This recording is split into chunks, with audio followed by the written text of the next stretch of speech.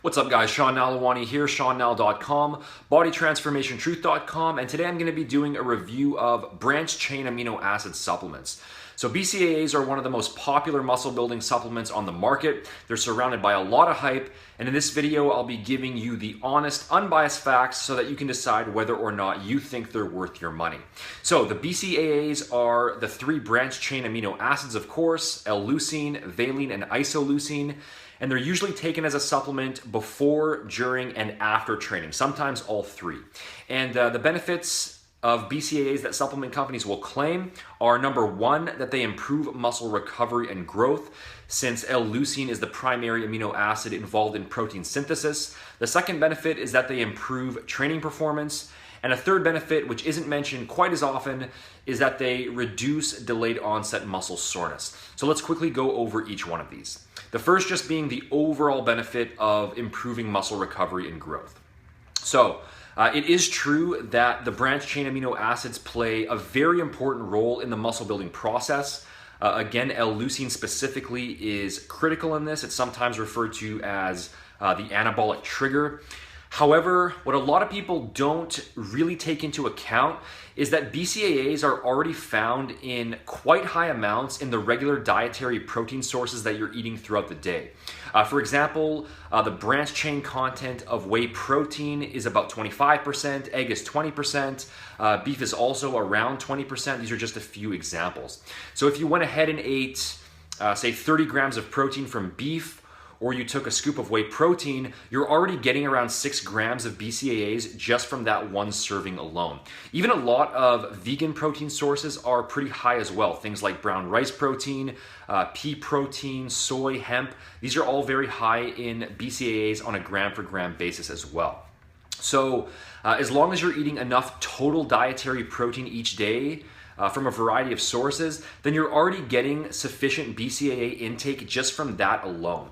Again, it's not that the branched chains themselves aren't effective or useful. They definitely are. They're crucial for that matter.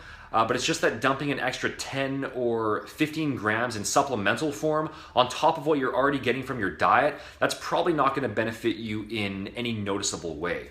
Just because some BCAAs are good doesn't mean that more are automatically better, and there's a finite cap on how much of them you can actually use to maximize protein synthesis at any given time. And if you look at the actual research, then what you'll see is that the only time they really provide clear benefits is when they're taken on their own in isolation without any whole food protein.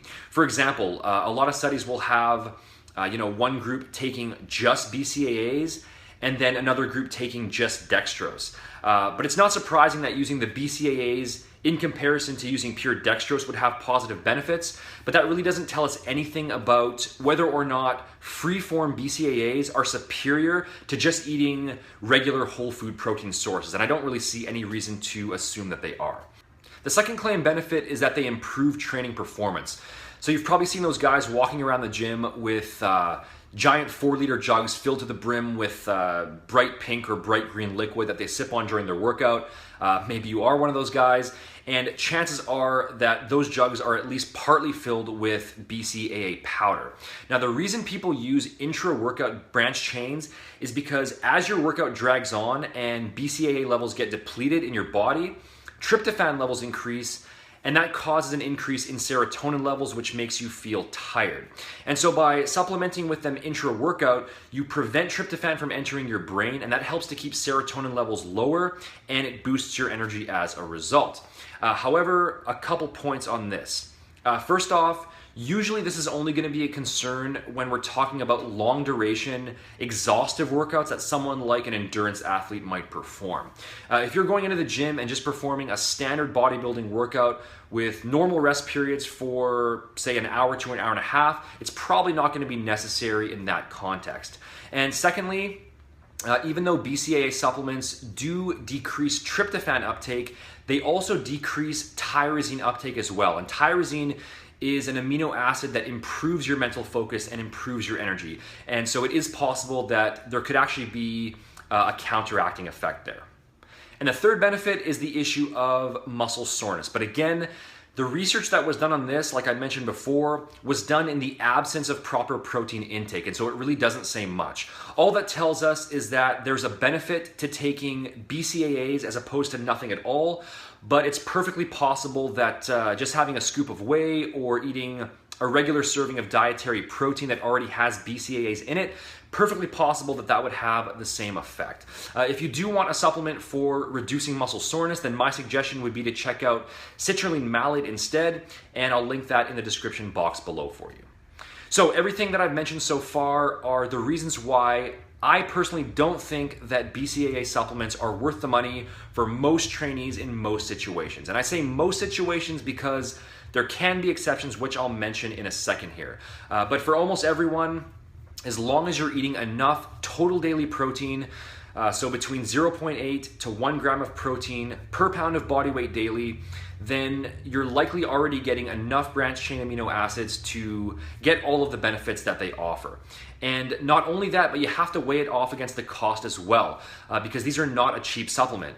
It'd be one thing if they were really inexpensive and you could just throw them into your program for the possibility that they might help, but they are fairly costly on a gram for gram basis, and that will add up quite a bit over the long term. The only situations where BCAA supplements might be of use are, first off, if you're training fasted. In that case, 10 grams or so taken pre-workout might be helpful in terms of reducing muscle breakdown. And I say might because I can't even say for sure if they would make a significant difference. So that's really more of a just in case kind of thing. The second situation is if you're someone who does train with long duration, high volume workouts, and you find that they do improve your focus and your energy during your training sessions. But even there, I'd still be skeptical because the research is very mixed on that. And even the research that supports it still only shows a small effect. So it's my guess that a lot of what people report there is largely a placebo effect, but it's up for you to decide. If you really feel that they help, then I can't argue with that. The third situation would be if for some reason you're eating a low protein diet. Now, I'm not sure what the reason for that would be, but if you are eating significantly lower than 0.8 grams of protein per pound of body weight daily, then BCAA supplements would likely be beneficial just to make sure that you're getting enough to maximize protein synthesis. And the last situation would just be if money is not an issue at all for you and you're a very serious lifter trying to squeeze out every possible ounce of muscle growth that you can. There's no real downside to BCAA supplementation, and so you could still just use them in case they do provide a very small long-term benefit. One last thing I'll mention here before closing this video out is keep in mind that branched chains do have appetite stimulating effects. So if you're using them during a cutting phase, then that is something to consider. And lastly, don't fall for the idea that BCAAs are calorie-free because they actually do contain calories, even higher than typical whole food proteins. They have about 6 calories per gram. For some reason, the FDA doesn't require that calories be listed unless it's coming from a whole food protein. But if you are tracking calories and macros, then don't forget to count your BCAAs as well.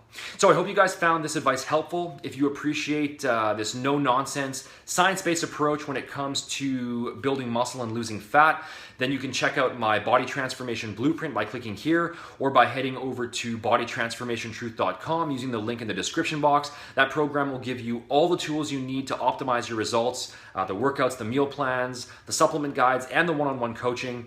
If you enjoyed the video, as always, make sure to hit the like button, leave a comment, and subscribe to stay up to date on future videos. You can check out my official blog over at seannall.com for all of my latest updates, and you can follow me on social media here if you aren't already. The links for that are also in the description box. Thanks for watching, guys, and I'll talk to you again soon.